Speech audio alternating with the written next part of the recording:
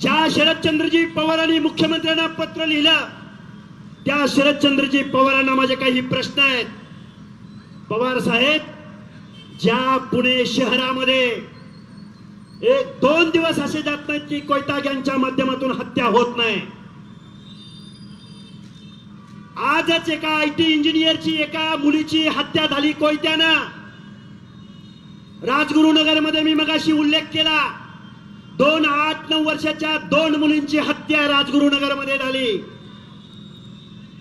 ज्या पुणे जिल्ह्यातल्या गँगवॉर वरती मुळशी पॅटर्न नावाचा चित्रपट येतो, त्या स्वतःच्या जिल्ह्यामध्ये शरदचंद्रजी पवार नावाचा माणूस कधीही त्यांना भेटायला गेला नाही, कधीही त्यांनी मुख्यमंत्र्यांना पत्र लिहिलं नाही. शरदचंद्रजी पवार अंतरवली सराटीला येऊन गेले आणि महाराष्ट्रात काय झालं तुम्ही बघितलंय. शरदचंद्रजी पवार बीड जिल्ह्यामध्ये आले, त्यानंतर काय झालं तुम्हाला माहिती आहे. हेच शरदचंद्रजी पवार सोमनाथ सूर्यवंशीच्या कुटुंबियाला भेटायला गेले का? हेच शरदचंद्रजी पवार त्या राजगुरुनगर मधल्या मुलींच्या, गिरी गोसावी भटक्या विमुक्त जाती जमातीच्या मुलीच्या पालकाला भेटायला गेले का? या प्रश्नाची उत्तर दुर्दैवानं नाही अशी आहेत.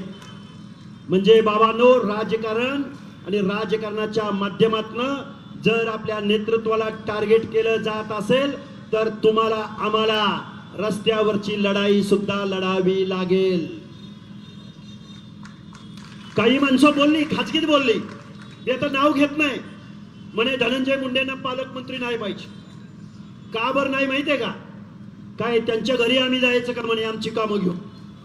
कमीपणा वाटतो, कमीपणा.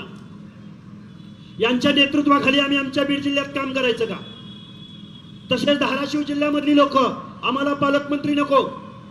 म्हणजे बहुजन समाजातल्या लोकांनी राजकारण करायचं नाही, राजकारणात पुढे आलं तर त्यांना टार्गेट करायचं. भुजबळ साहेबांचं मंत्रिपद डावलणं असो की पडळकरांचं मंत्रिपद डावलणं असो की मग आता कुणाला तरी टार्गेट करणं असो. मला वाटतं या सगळ्या परिस्थितीला तुम्ही आम्ही सुद्धा सगळेजण जबाबदार आहोत. तुम्ही आम्ही एकत्र आलं पाहिजे, माणसं ओळखायला शिकलं पाहिजे. आणि जे काही या हत्येच्या माध्यमातून राजकारण होतंय, आता मला पण काही गोष्टी बोलाव्या लागल्या, राजकारणावरती बोलाव्या लागल्या.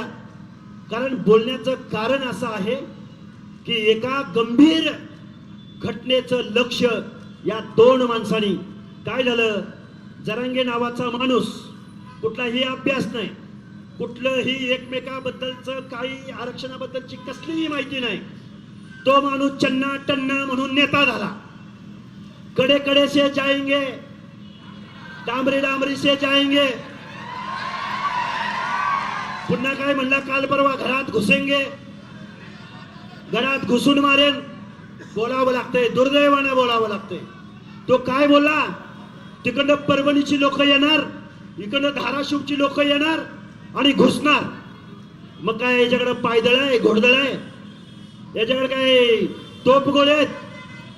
अरे याचं वजन 35 किलो,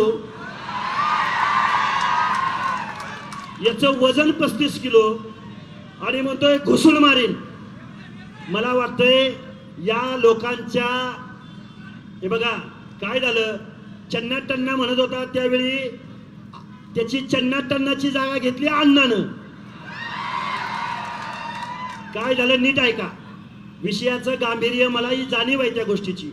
चन्ना टन्नाची जागा अण्णानं घेतली आणि पोरांच्या मोबाईलवर अण्णा दिसायला लागला आणि त्याचं डायलॉग दिसायला लागला.